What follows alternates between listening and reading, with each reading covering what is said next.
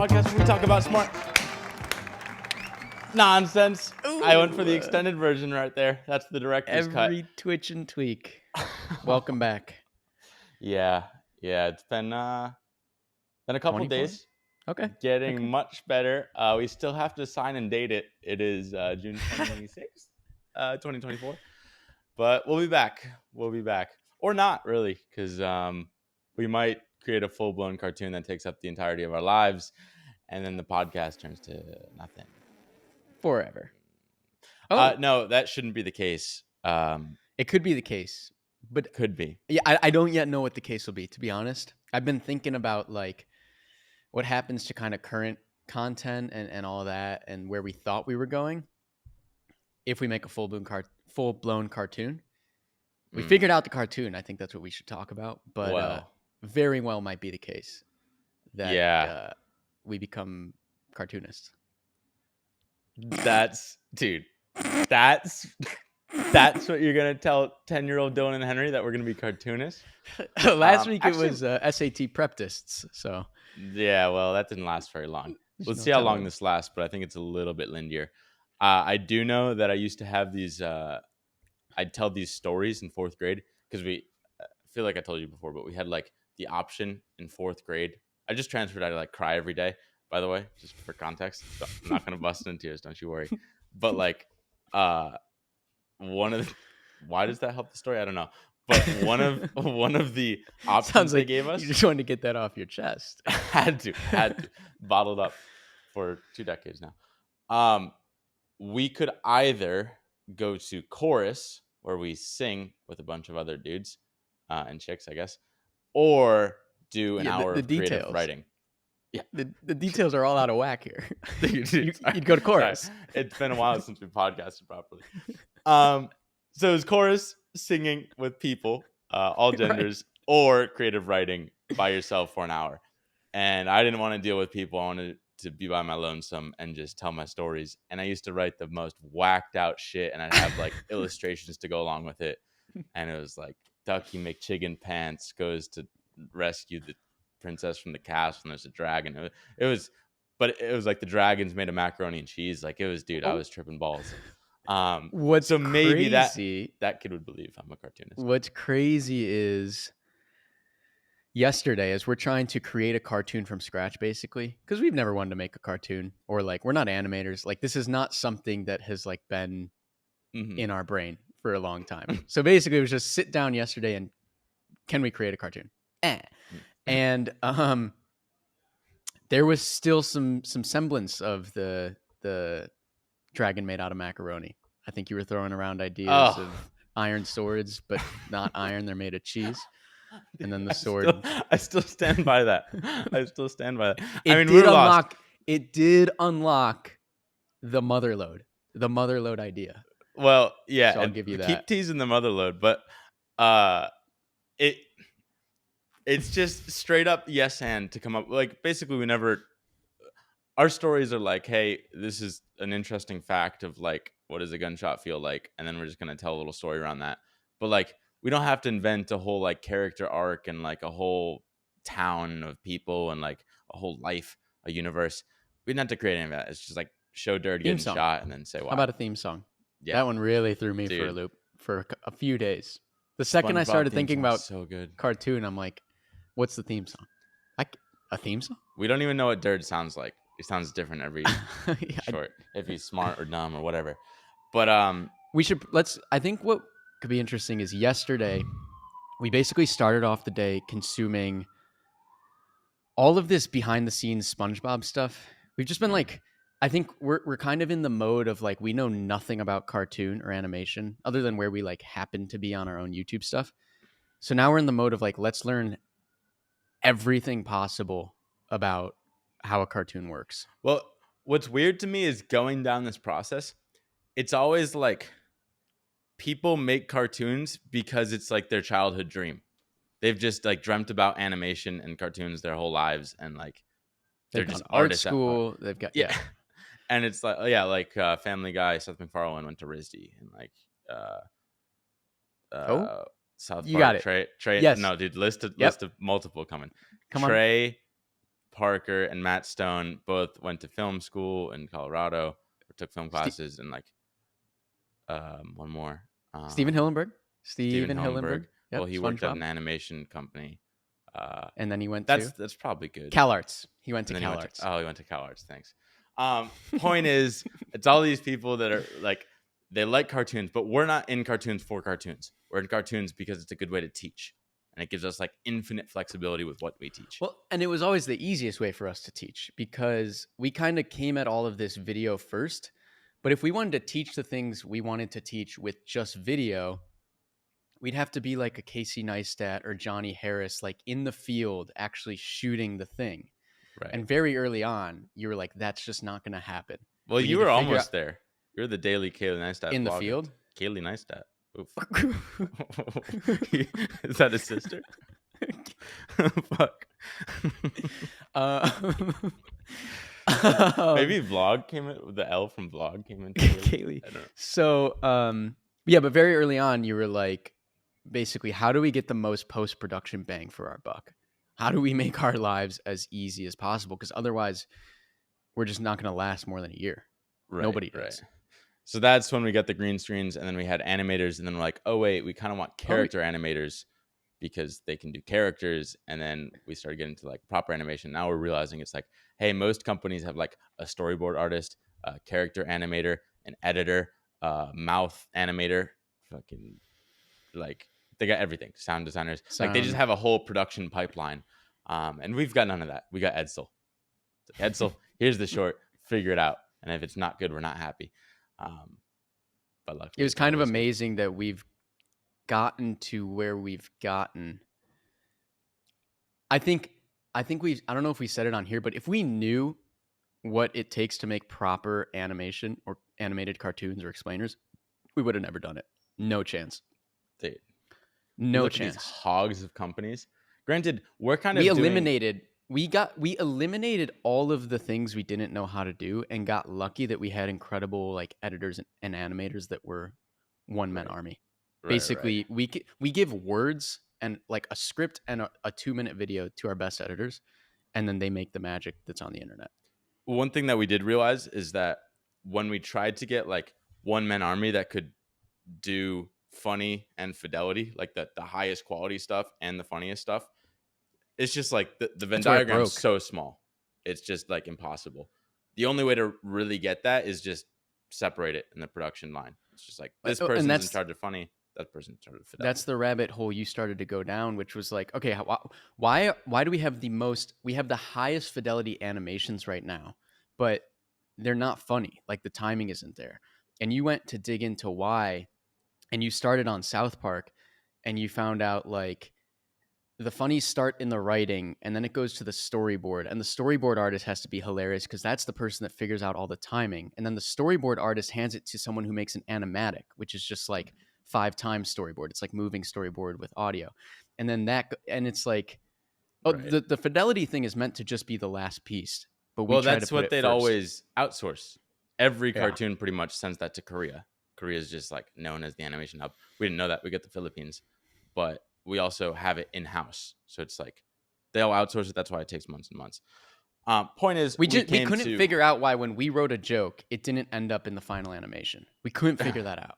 Yeah. Sometimes it did when we got lucky, but usually it didn't.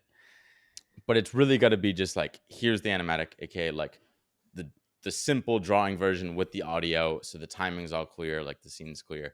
And also you have like production people that like, we take our illustrators. We don't do this. We have the sickest illustrators. They would be used to like help make the characters, help make the backgrounds, and then it's just the animator just plugs it in. But we never did that because we had like PTSD from trying that with old animations we did like years ago with graphic artists, and it was just like a bottleneck pipeline dick fuck. And so we've gone away from that. I don't know if this is a PG podcast or not. Well, okay, wait. I want to go now to yesterday because we're consuming all this SpongeBob stuff, all this South Park stuff, all this behind the scenes. It's fast. I'm so happy that they shot the behind the scenes as they were making the show. Like, what a blessing. That's something we should think about. Well, even more we kind of have that. It's just a day after the fact. Yeah. But anyway, so Steven Hillenburg's thing was, this is the creator of SpongeBob. He had never made a cartoon before. He was an artist, like a painter. and he goes to, where does he go? He goes to Cal Arts. He gets into Cal Arts because he's a painter and he's like a marine biologist and he's obsessed with tidal pools. And there is when he started doing animation. And this guy at Cal Arts, something Eames or Angle, some famous guy, some famous professor, is basically like, you should create a show. And Hillenberg, which I think is how we felt, he's like, I didn't have something in my head that I felt like I wanted to torture myself over for a few seasons. Right. That's where we were kind of at. And Right. then this guy.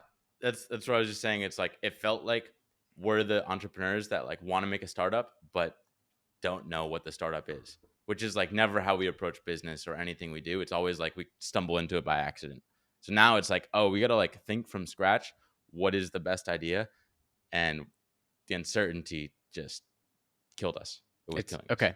But I want to draw the parallel here because next, so at the same time, Hillenberg is making a comic strip for this marine biologist place in California. It's called the Intertidal Zone. Roll it. Yes, sir. Basically the precursor for SpongeBob. It's got all these fun characters. And so Hillenberg is simultaneously like, he's making this comic for the Marine Biology Institute. And he's like, I don't know what I want to torture myself over for a few seasons. Like, I don't have an idea for a show. And his mentor, this guy Eames or Engel, whatever, at Cal Arts is like, dude, Intertidal Zone. That's your show right there. There's Mr. Krabs. There's the sponge. There's Squidward, the squid, or the shrimp, whatever it was at the time. He's like, there it is right there.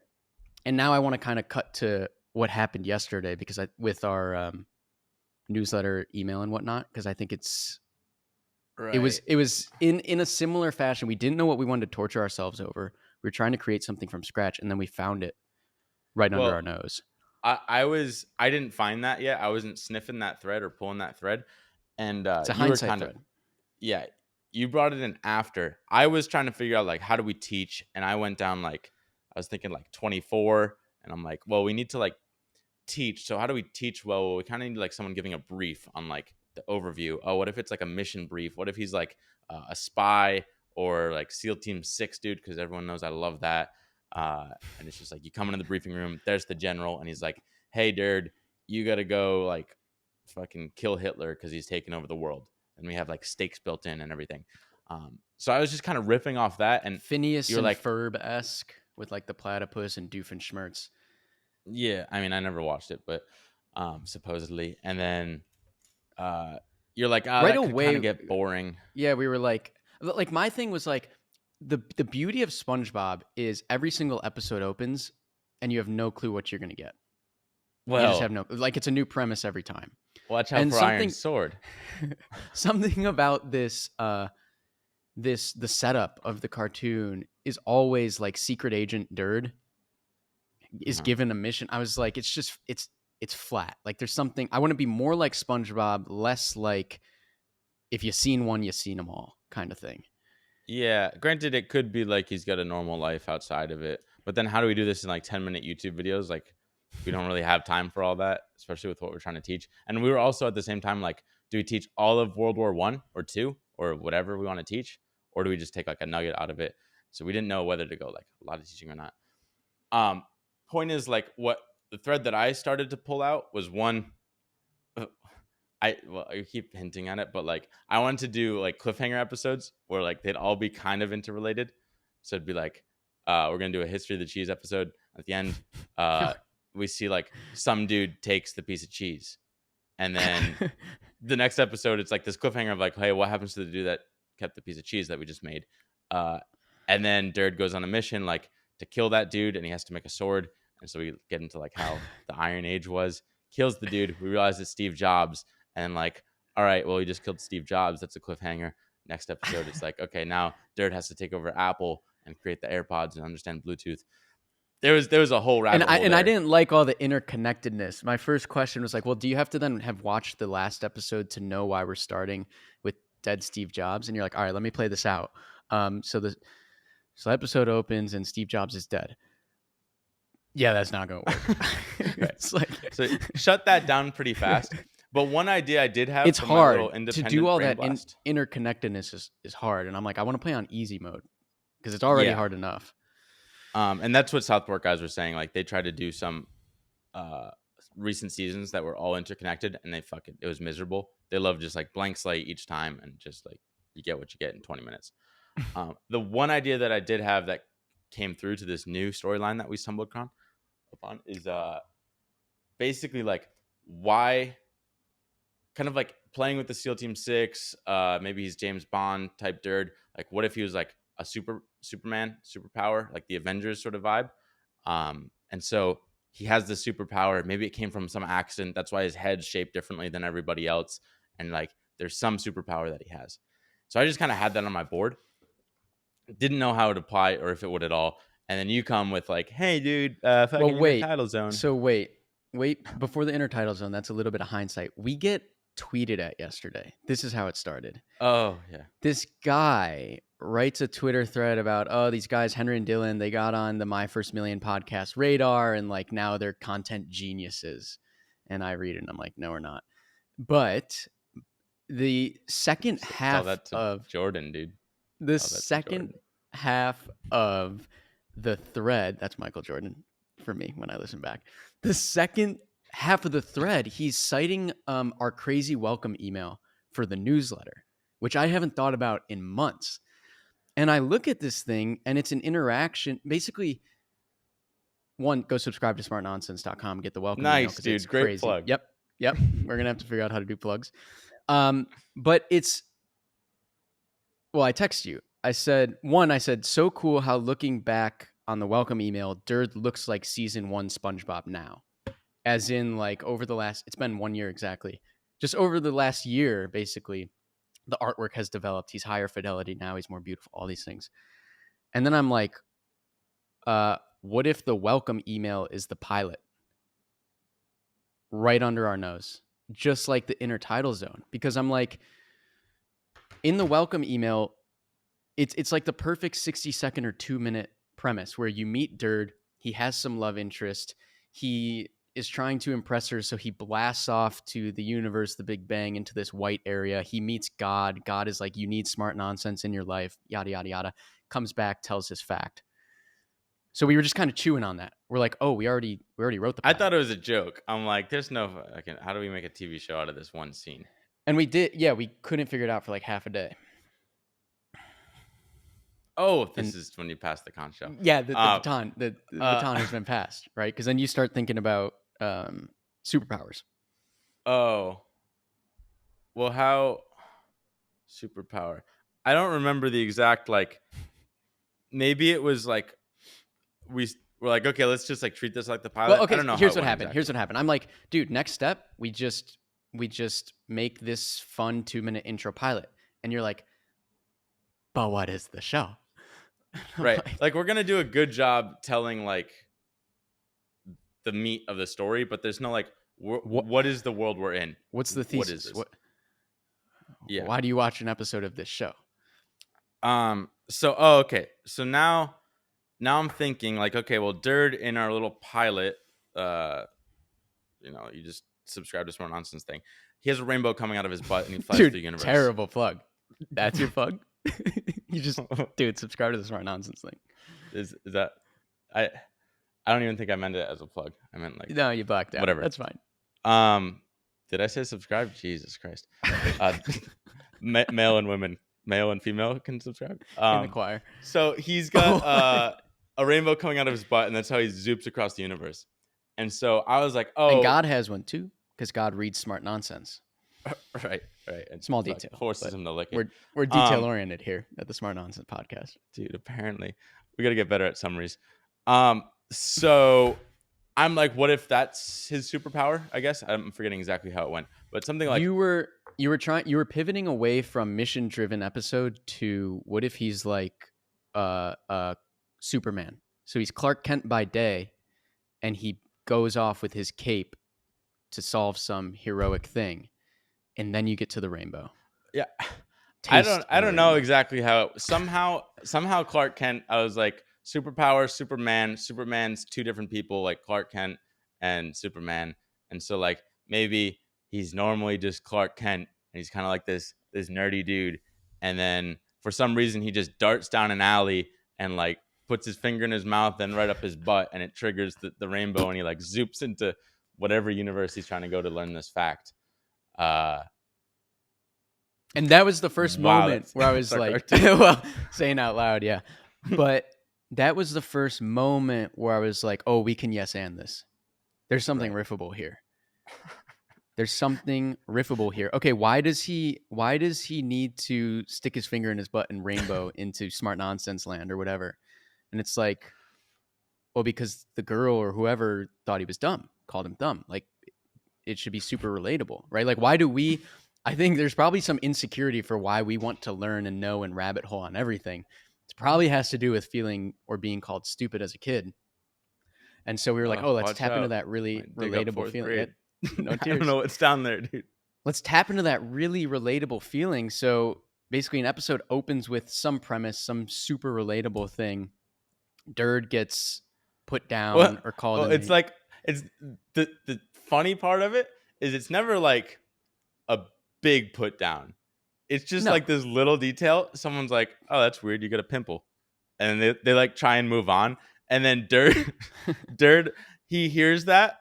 There's like a scene, just a cut scene to his a little like tear welling up in his face, and then he just darts down an alley or in a closet or into some place, finger up his butt, launches into the universe to figure out why he has a pimple and like how to fix it. And then he comes back at the end of the show and like, I don't know, he fixes. Very SpongeBob. Like, SpongeBob is always kind of the hero, but then comes back with the resolution at the end of the episode, and like it didn't matter, or like he was like close but no cigar. Like he just didn't get it. So Derd, he goes off, he rabbit holes and learns everything about the topic because that's his superpower. And he comes back and he's like, I get it. This is how the pimple, like, you know, like whatever. And then his love interest or his friend or his teacher or whoever put him down is like, okay, episode ends. Basically, our entire relationship with our friends, where we learn something way too in depth and come back and they just don't care. They're like, hey, dude, like what? Now what? Play soccer or whatever. So just taking like, that's literally our own lives and just multiplying it to the 10th absurd, I can't speak, dude. Absurd, exaggerated degree, with everything. And so like, there can be like a couple set characters which we're figuring out today. Like maybe there's that love interest, and there's like the jock or like some cool kid that's like always like whatever, steals the girl, so he's trying to like impress her. And then he's got like tiger parents that are like pushing him to go into like normal careers. We also don't know how old Derd is here, but we're gonna figure that out. And then it's like maybe he has a best friend and like a boss or something, like a Mr. Krabs. I'm trying to, like, on the board right now, I have like SpongeBob characters and Smart Nonsense characters. I'm trying to like map them one to one as much as sick possible. Map, dude. But also like having super unique characters, which is a Simpsons thing. Like you can tell just from the silhouette of people who they are. Like SpongeBob is the ultimate example of that. That's why the merch blows up so much, because it's like SpongeBob looks completely different than Patrick and Squidward and Mr. Krabs and Plankton, and like they all look completely unique. So we're just trying to build out the universe right now, because we just had this like one unlock that just is the template for the entire show. Something relatable happens as the sort of hook intro. Then there's like insulted for some weird reason in the monotonous gray 9 to 5 relatable world that we're in. Right. So it's kind of like our perspective on life is like everyone's just goes with the flow, and like the second you graduate college, you stop learning and your life just turns into like this no curiosity. Like, I look at my bathroom. My bathroom's like white and black and gray, and I'm like, dude, where's the vibe? Where's the life in this? And it's like Derd sticking his finger up his butt and flying through the universe to whatever world. Like it could be 1492, he's with Columbus on a ship, but like it's suddenly this bright, beautiful world. And then he comes back to the gray world or something. And and the goal is like, so when Derd blasts off to that vivid, the real historical or scientific, whatever the one kernel we're teaching that episode is, when he blasts off to there, the point is for like minutes 2 through 9 of the episode, in that blast off superpower world that Derd is in, that's where the viewer is meant to learn something without feeling like they've learned anything. Right. And that's where the smart nonsense magic is going to happen. I think the cool thing is like the mission brief was my way for like us to teach, because we never taught anything without us being the narrator, because we're always like guiding the viewer through the story and Dirge just kind of like an actor. But if we can't be on screen, it's like, how does he learn? Well, here's the perfect example. If he is actively trying to learn this thing, so he's going to be asking questions kind of like on our / the viewer's behalf to other characters in the show. So say he goes back with Columbus, he's like, Columbus, why are we going this way? Well, I think the world's 20,000 miles around. And does he sound like that? I don't think so. Yes, dude, because he's Spanish. But was he Portuguese? Oh, Columbus? shit. No, is he Portuguese sailing on behalf of the Spanish? Cardamom! Dude, the cliffhanger, dude. Christopher Colombo. He's fucking Italian, dude. Ugh.